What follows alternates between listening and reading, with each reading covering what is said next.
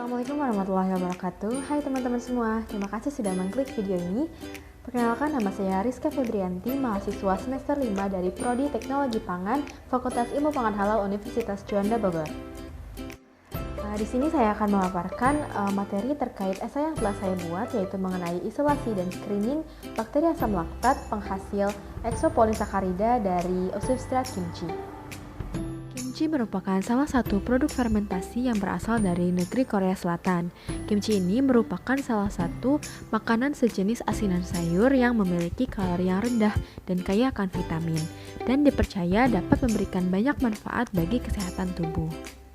Karena kimchi terbuat dari berbagai jenis sayuran yang sangat bermanfaat seperti sawi, bawang-bawangan, dan cabai. Kimchi juga dipercaya dapat melancarkan pencernaan karena dalam proses fermentasinya, kimchi ini menghasilkan bakteri asam laktat atau BAL dengan kadar yang tinggi.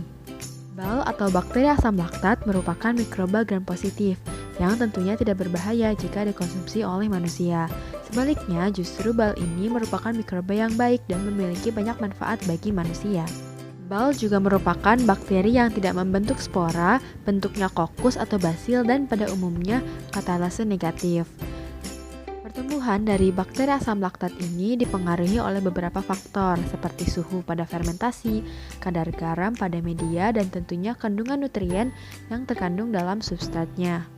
Bahan-bahan pada proses pembuatan kimchi memiliki nutrisi-nutrisi yang dibutuhkan oleh bakteri asam laktat untuk tumbuh dan berkembang biak, sehingga pada proses pembuatan kimchi menumbuhkan bakteri asam laktat, dan pada bakteri asam laktat ini mampu menghasilkan eksopolisakarida atau EPS yang tinggi.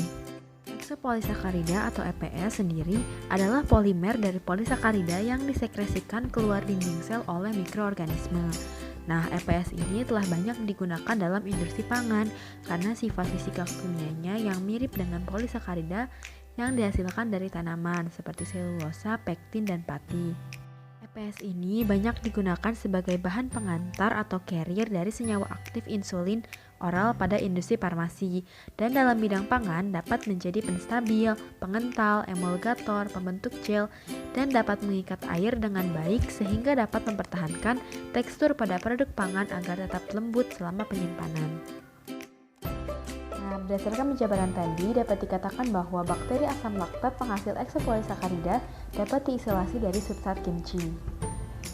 Isolasi ini dapat dilakukan dengan metode screening, yang mana sampel yang telah diberi perlakuan akan diinkubasi dengan waktu dan suhu tertentu, yang kemudian nanti akan muncul yang namanya zona bening, di mana nanti akan dimurnikan dan diidentifikasi.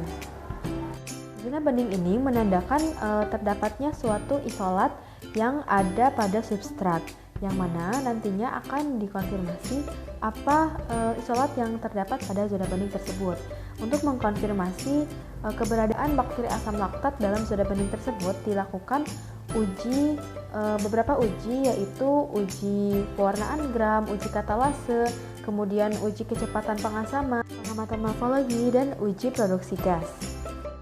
Setelah dikonfirmasi keberadaan bakteri asam laktat dalam substrat kimchi, perlu dilakukan uji eksopolisakarida untuk menentukan apakah bakteri asam laktat yang terdapat dalam kimchi ini dapat memproduksi eksopolisakarida. Berdasarkan penelitian Zubaidah dan Anton 2015, dapat dibuktikan bahwa pada substrat kimchi terdapat bakteri asam laktat yang dapat memproduksi eksopolisakarida. Kemampuan pada mikroorganisme untuk memproduksi eksopolisakarida ini dipengaruhi oleh beberapa faktor, yaitu ada faktor genetik, faktor lingkungan, dan juga dapat dipengaruhi oleh kandungan gula yang berada pada substrat.